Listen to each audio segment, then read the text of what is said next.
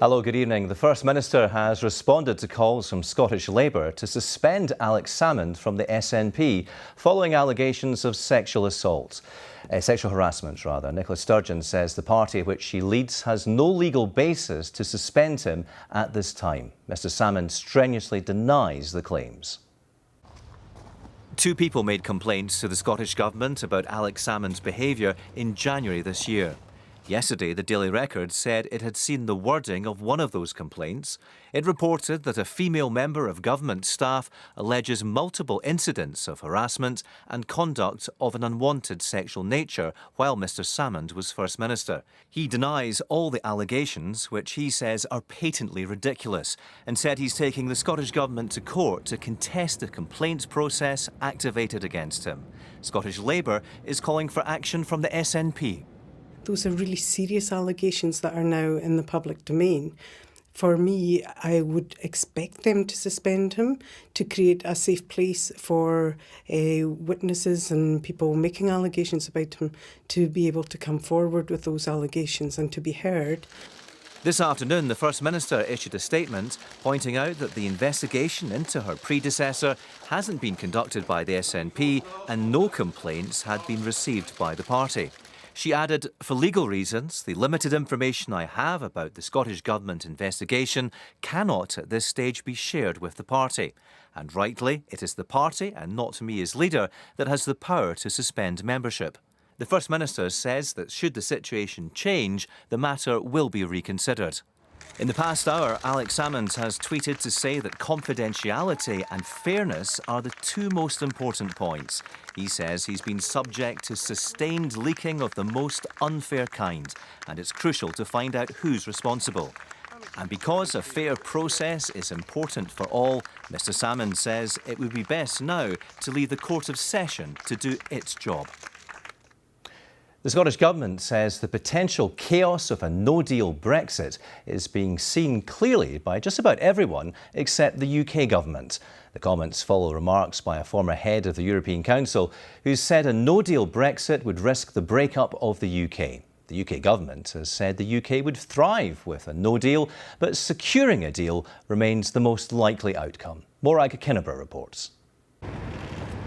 The former president of the European Council has told the Observer newspaper a no-deal Brexit could lead to a more united Europe and a less united UK. Herman Van Rompuy has said a no-deal scenario would have a big impact on Scotland. He's predicted another British general election and an independent Scotland.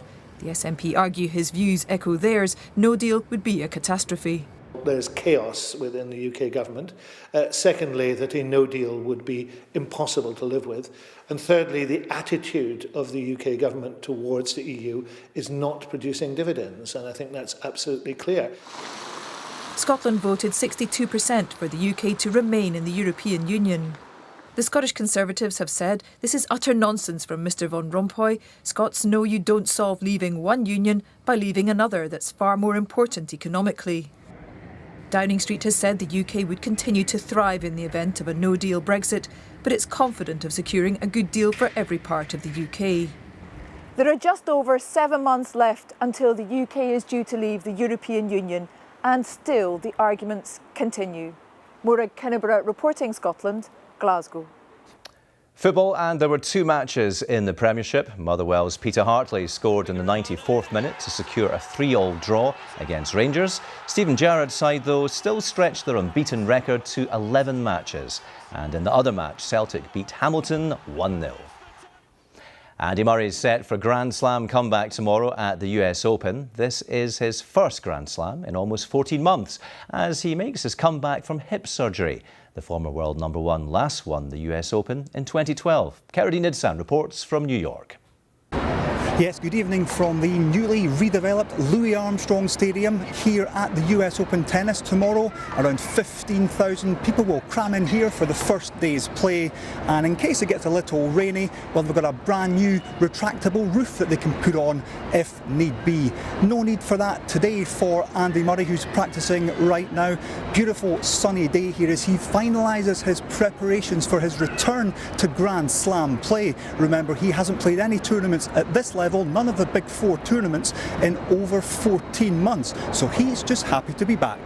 For pretty much, well, it'll be the last 10, 11 years of my life that I've dedicated all of my sort of training and off seasons and stuff to prepare to perform well in these events. So, you know, missing them is hard, and also coming back to them is great.